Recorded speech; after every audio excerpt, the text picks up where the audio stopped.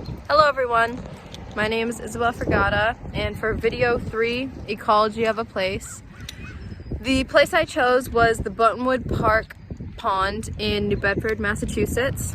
I live just a few blocks away from this pond, so I see it often, and growing up, always in the summertime, right in this area of the pond, there's dense lily pads. Dense, like barely any space in between them. And they're not really anywhere else. They're not in any shorelines. If they are, it's sparse. And I always wondered why there was so much lily pads in one area and then none in another. So I did some research, and it turns out that's actually a really good example of the law of tolerance for many reasons. One reason being that the lily pads prefer still water.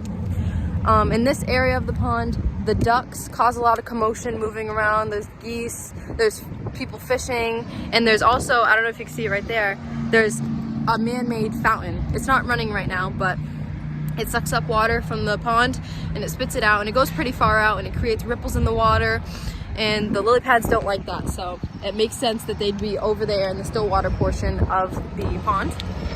Secondly, lily pads prefer to be in warmer waters.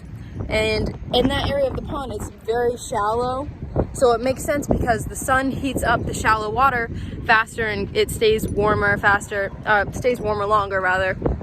And additionally, the ducks don't like warmer water, so they like to stay in their colder water area, and they don't feel the need to take the trip over to eat the lily pads because it goes from colder to warmer and they're uncomfortable. And there's also people here feeding them bread and stuff, which is not good for them, but they don't feel the need to make that journey over there and eat them. So that also protects them, and that keeps them in an optimal range to survive and reproduce.